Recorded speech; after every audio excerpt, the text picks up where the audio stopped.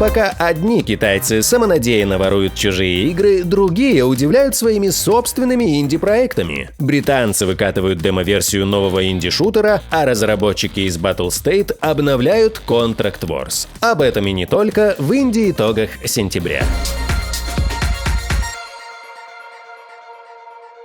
После ухода в долгое молчание Farm 51 возвращаются в информационное поле. 22 сентября студия анонсировала закрытый альфа-тест для ветеранов World War 3, который идет уже сейчас и продлится до 4 октября. Доступ получат все те, кто успел приобрести игру до закрытия продаж. Мы также получили доступ к альфа-тестированию и в скором времени выпустим ролик с впечатлениями об игре. Ранее в этом месяце также продемонстрировали обновленную версию локации Берлин и поделились подробностями будущего функционала кастомизации внешности персонажей, рассказав о процессе создания элементов персонализации, 3D-сканировании, моделировании и текстурировании. Напомним, что выход Третьей мировой в ранний доступ в октябре 2018 успехом не увенчался, что привело к закрытию проекта на переработку. А в апреле 2020 издателем World War 3 стало подразделение Mail.ru MyGames.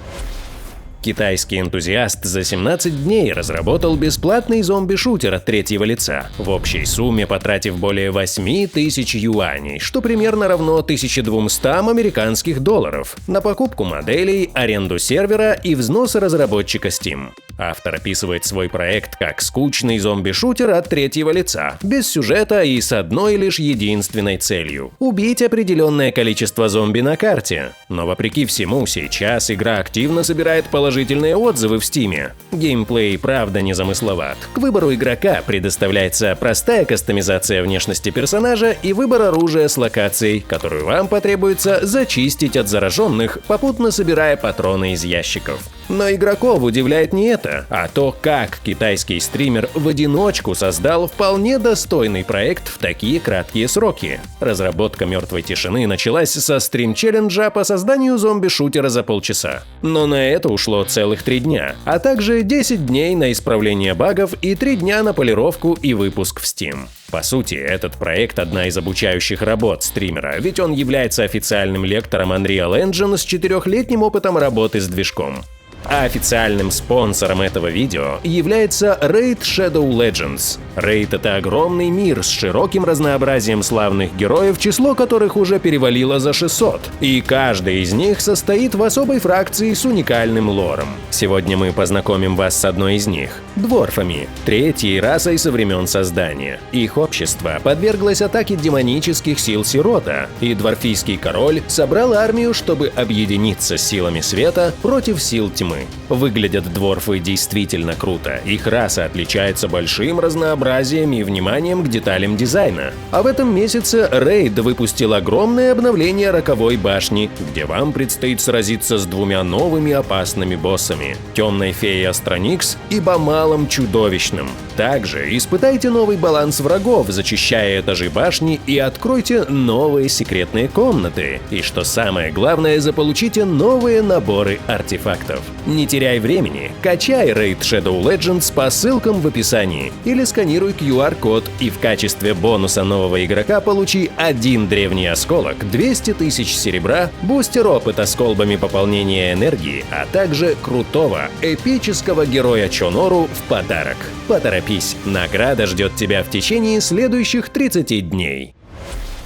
Британский инди-шутер Project Rave наконец показал публичную демо-версию и запустил сбор средств на Кикстартере. Всего за неделю проект собрал более 25 тысяч долларов, а за сутки до окончания кампании один человек внес еще 20 тысяч, что тут же выполнило цель сбора средств и позволит разработчикам приступить к доработке основ проекта — геймплея, анимаций и звуков. В демо-версии был доступен одиночный полигон, где можно было протестировать базовые механики передвижения и стрельбы, звуки, отдачу и графику. А в главном меню игрок мог воспользоваться кастомизацией нескольких образцов оружия, включающей в себя выбор прицела и дульного устройства, наклейки и камуфляжа. В целом, при альфа-геймплей в ролике полугодовалой давности выглядит действительно интересно, но вот демо-версия подобного, к сожалению, не показала, а к текущему доступ к ней вновь закрыт. Разработкой Project Rave занимается британская инди-студия Grassroots на движке Unreal Engine 4. Команда состоит из 12 человек и, по заверениям студии, намерена создать шутер от игроков для игроков, без влияющего на геймплей доната, порядком надоевших батл-пассов и, возможно, даже с сюжетным прохождением. Что ж, посмотрим.